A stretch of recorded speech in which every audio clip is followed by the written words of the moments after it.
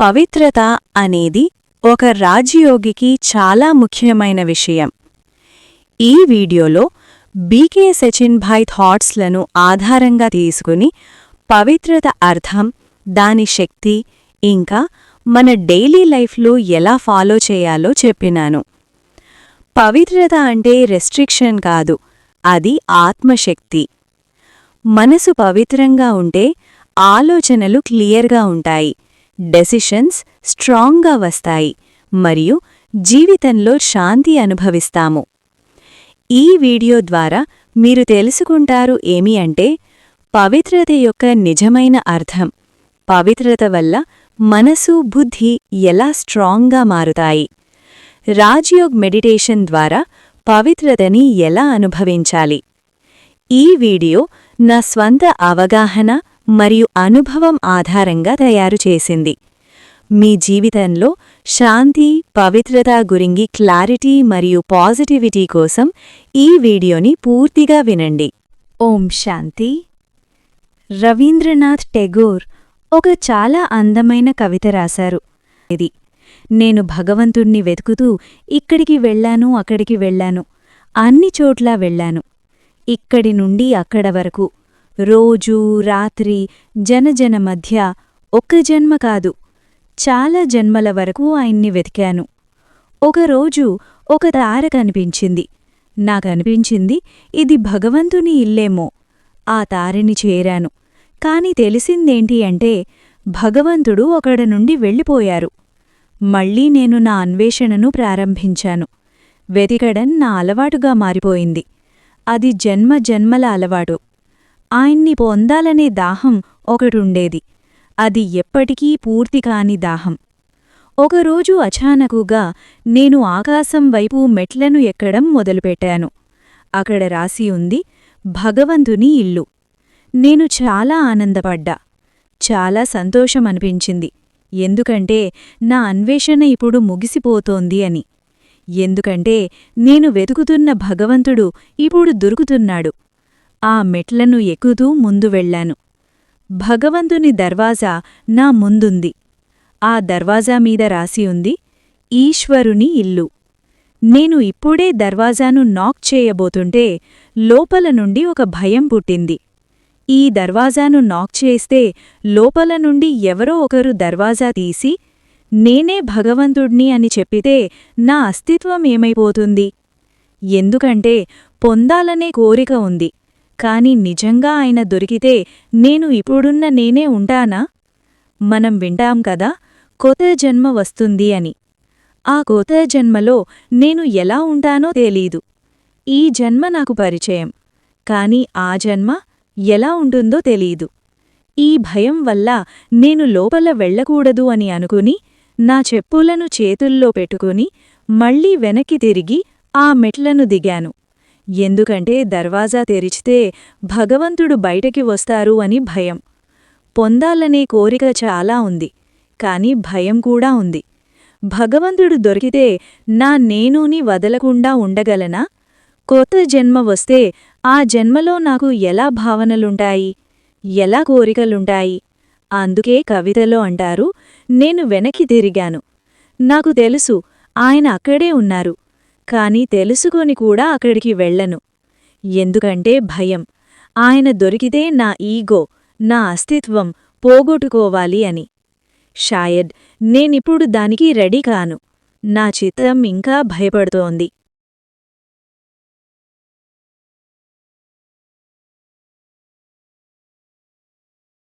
అలా ఆయన చెప్తారు. ఈ ద్వారం ఈశ్వరుడి ద్వారం. ఈ ద్వారం దగ్గరికి రావడమంటే స్వయం భగవంతుని దగ్గరికి రావడం. ఈ ద్వారం దగ్గర రాగానే మనమిప్పుడు ఉన్న మనిషిలా ఉండం. మూలభూత పరివర్తనం జరుగుతుంది మన అస్తిత్వంలో. అందుకే ఈ విషయం చాలా గంభీరమైనది. ఈ విషయం గురించి కొన్ని నిమిషాల్లో మాత్రమే చెప్పడం కాదు. ఈ విషయం ఈ యజ్ఞ మూల విషయం, ఈ యజ్ఞ మూల ఆధారం. ఈ విషయం కన్నా ఇంకా పెద్ద విషయం లేదు. అదేంటి అంటే సంపూర్ణ పవిత్రత. సంపూర్ణ పవిత్రత అనే ధారణ మనిషిని ఈ సంసారం నుండి పైకి లేపుతుంది. ఈ పవిత్రత మనం ముందున్న మనుషులా మనం ఉండనివ్వదు. మనం ఇంకొక రూపంలో మారిపోతాం. కాని దాన్ని జీవితంలో ధరించడం ముందు మనం ఒక్క విషయం అర్థం చేసుకోవాలి. పవిత్రత అంటే ఏంటి? ఈ పవిత్రతకి ఇంత విలువ ఎందుకు? పవిత్రత ప్రతిజ్ఞకి ఏంటి విలువ? మరి ఈ పవిత్రతను మన జీవితంలో ఎలా ధరించాలి? ఈ యజ్ఞ ప్రారంభం నుండి ఇప్పటివరకు వచ్చిన అన్ని విఘ్నలు ఈ ఒక్క మూలధారణ వల్లనే వచ్చాయి. చాలామంది బాబాతో చెప్పారు, ఇది కొంచెం లూజ్ చేస్తే ఇక్కడ చాలామంది వస్తారు. అప్పుడు బాబా ఏమి చెప్పారు తెలుసా? నాకు భీడ్ కాదు కావాలి, నాకు షీప్ కాదు కావాలి, నాకు కావలసింది షేర్లు, షేర్నిలు. ఇప్పుడు మనం ముందుగా చర్చించాలి, సంపూర్ణ పవిత్రత అంటే ఏంటి? ఈ లోకంలో అన్ని ధారణలలో పవిత్రత అనే ధారణ సర్వశ్రేష్టమైనది. పవిత్రతతో పాటు ఇంకొక పదం ఉంది, బ్రహ్మచర్య. బ్రహ్మచర్య మహిమ మన భారతదేశంలో చాలా కాలం నుండి ఉంది. ఈ ధారణ వల్లనే భారతదేశం విశ్వగురు అని పిలువబడింది. స్వామి వివేకానంద గారు ఒకసారి విదేశంలో ఉన్నప్పుడు ఒక భారతీయ యువకుడు ఆయన దగ్గరికి వచ్చాడు. ఆ యువకుడు సంపూర్ణ బ్రహ్మచర్యం పాలించేవాడు. అతను విదేశంలో ఒకసారి బాగా అస్వస్థుడిగా పడిపోయాడు. అక్కడ ఒక డాక్టర్ దగ్గరికి వెళ్ళాడు. ఆ డాక్టర్ చెప్పాడు, ఇది ప్రకృతికి విరుద్ధం. ఇందువల్ల నువ్వు బార్ అస్వస్థుడిగా అవుతున్నావు. ఇది వదిలే. ఆ యువకుడు ఈ మాటలు వివేకానంద గారికి చెప్పాడు. అప్పుడు వివేకానంద గారు చెప్పారు, నువ్వు వచ్చిన దేశం భారతదేశం. ఈ దేశం ఆధ్యాత్మ విషయంలో పూర్తిగా విశ్వగురువు. నువ్వు పాలించుతున్న బ్రహ్మచర్యం గురించి ఈ పాశ్చాత్య ప్రపంచానికి ఏం తెలుసు? బ్రహ్మచర్య అనే పదం అర్థం మన భారత ఋషులు, మునులు మాత్రమే తెలుసుకున్నారు. వారు గుహల్లో, కందరాల్లో తపస్య చేశారు. వారి ఆహారం శ్రేష్టంగా ఉండేది. వారు సృష్టి యొక్క సూక్ష్మ రహస్యాలు అర్థం చేసుకున్నారు. ఈ ధారణను బయట ప్రపంచం ఎలా అర్థం చేసుకుంటుంది? ఎందుకంటే వాళ్లకి బ్రహ్మచర్య అంటే ఏంటో కూడా తెలీదు. పాశ్చాత్య ప్రపంచంలో సిగ్మండ్ ఫ్రాయిడ్ అనే వ్యక్తి ఉన్నాడు. అతని ఫిలాసఫీ ఏంటంటే వాసనలను నియంత్రిస్తే మనుష్యులలో వికారాలు పుట్టాయి, శారీరక రోగాలు వస్తాయి. అతను మొదటిసారి కామ వికారాన్ని స్వీకరించాలి అని చెప్పాడు. మనుష్యుల స్వభావమేంటంటే తురంతుగా ఆ సిద్ధాంతాన్ని స్వీకరించారు. భారతదేశంలో కూడా చాలా చదువుకున్న యువకులు కూడా ఆ ధారణను స్వీకరించారు. కాని వివేకానందగారు చెప్పారు, ఈ ధారణలో స్థితులైతే వ్యక్తిలో దివ్యశక్తి ఉత్పన్నమవుతుంది. శాస్త్రాల్లో భక్తి మార్గంలో మేధ అనే నాడి గురించి చెప్పారు. ఈ నాడి వల్ల స్మరణశక్తి, వాణి, తేజస్, ఓజస్ అన్ని పెరుగుతాయి. ఆ శక్తి అంతా వ్యక్తిలో స్థిరంగా ఉంటుంది. ఇది బ్రహ్మచర్య యొక్క మహిమ. ఇప్పుడు మనం అర్థం చేసుకోవాలి, బ్రహ్మచర్య అనేది కేవలం కంట్రోల్ కాదు. బ్రహ్మచర్య అనేది సంపూర్ణ పవిత్రతలో ఒక ముఖ్యమైన అంగం. బ్రహ్మచర్య అంటే కామ వికారం మీద పూర్తి విజయం. బ్రహ్మచర్య అంటే బ్రహ్మస్థితిలో స్థితమైన ఆచరణం. బాబా చెప్పారు, బ్రహ్మచర్య అంటే బ్రహ్మ సమానంగా జీవించడం. కాబట్టి సంపూర్ణ పవిత్రత యొక్క మొదటి మెట్టు బ్రహ్మచర్య. ఈ కాముక సమాజంలో చారువైపులా అపవిత్రతా వాతావరణముంది. ఎక్కడ చూసినా, టీవీ ఓపెన్ చేసినా, సినిమా చూసినా, పుస్తకం తెరిచినా, మ్యాగజైన్ చదివినా, ప్రతి చోట సెక్స్ మరియు వైలెన్స్ తప్ప ఇంకేం కనిపించదు. ఇలాంటి సమాజంలో భగవనుడు వచ్చారు. భగవనుడి కర్తవ్యమేంటి అంటే పవిత్రత స్థాపన చెయ్యడం. ఈ పవిత్రతని ఋషిమునులు కూడా అసంభవమని భావించారు. వాయువుని వశం చేసుకోవచ్చు, సముద్రంని తాగవచ్చు అని చెప్పారు కాని కామవికారంని జయించడం అసంభవమని చెప్పారు. కాని బాబా దగ్గరికి వచ్చిన ఆత్మలు చాలా సహజంగా ఈ పవిత్రతను ధరించారు. లోకం అసంభవం అని అనుకున్నది ఆటపాటలో సంభవమైపోయింది. భగవనుడి దృష్టి ఏ ఆత్మ మీద పడిందో ఆ ఆత్మ పవిత్రంగా మారిపోయింది.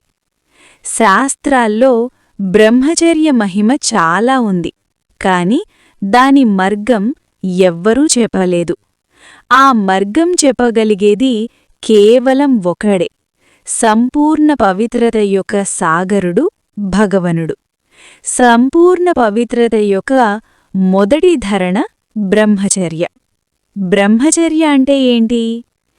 ఎవ్వర్ని చూసినా దేహం కాదు, ఆత్మ మాత్రమే కనిపించాలి. ముఖంలో ఏంటి కనిపించాలి? మస్తకమణి.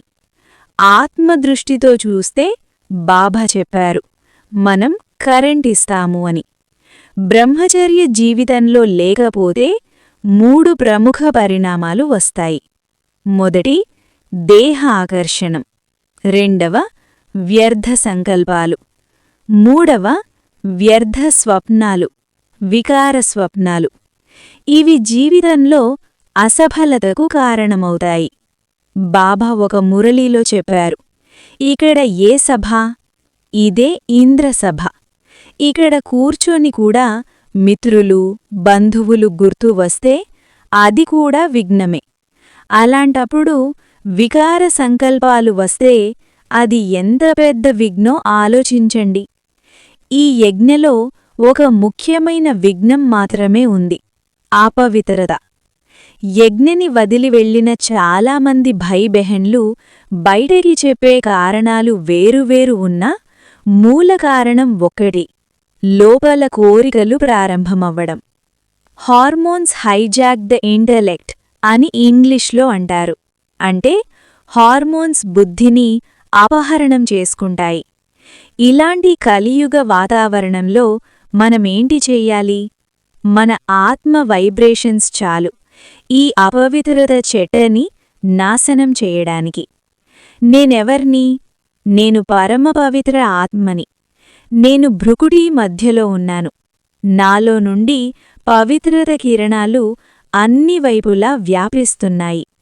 ప్యూరిటీయే పబ్లిసిటీ, ప్యూరిటీయే పర్సనాలిటీ, ప్యూరిటీయే ప్రాస్పెరిటీ, ప్యూరిటీయే నావెల్టీ, ప్యూరిటీయే బ్యూటీ, ప్యూరిటీయే లాయల్టీ, ప్యూరిటీయే సెక్యూరిటీ. మన జీవితంలో రక్షకవచం ఏంటి? సంపూర్ణ పవిత్రత. ఈ పవిత్రతలో అంత శక్తి ఉంది, ఏ అపవిత్ర సంకల్పం కూడా మన దగ్గరికి రాలేదు. బాబా చెప్పారు, స్వసంహారి ఆత్మ ఎప్పుడూ శికారం కాదు. మనం సంపూర్ణ పవిత్రంగా మారితే ప్రకృతి కూడా పవిత్రంగా మారుతుంది. పవిత్రత పూర్తి అయ్యాక డిస్ట్రక్షన్ జరుగుతుంది. డిస్టర్బెన్స్ ఫ్రీ అయ్యాక డిస్ట్రక్షన్ జరుగుతుంది. మనం అపవిత్రంగా మారినప్పుడు ప్రకృతి కూడా అపవిత్రంగా మారింది. ద్వాపర నుండి మనుషులలో హింసక భావనలు వచ్చాయి. జంతువులు కూడా మనుషుల భావనలని అనుసరిస్తాయి. మనం పవిత్రంగా మారితే జంతువులు కూడా పవిత్రంగా మారుతాయి. ప్రకృతి చాలా సెన్సిటివ్. మన పవిత్రత ప్రకృతికి ఆహారం. బాబా చెప్పారు, పవిత్రత నుండి పడిపోవడమంటే 5 అంతస్తుల నుండి పడిపోవడం లాంటిది. ఈ సభ ఎంత పవిత్రమైన సభ! ఈ మధుబన్ భూమిని సాధారణ భూమి అని అనుకోవద్దు. ఇక్కడ పుట్టే ప్రతి సంకల్పం విశ్వమంతా బ్రాడ్కాస్ట్ అవుతుంది. కాబట్టి మన సంపూర్ణ పవిత్రత ఈ లోకానికి వరదానం. ఇది సంపూర్ణ పవిత్రత యొక్క మహిమ. మరి ఎలా అనిపించింది బీకే సచిన్ భాయ్ క్లాస్ విని? నచ్చితే లైక్ చేయండి, సబ్స్క్రైబ్ చేయండి, మీ అభిప్రాయం కమెంట్ చెయ్యండి.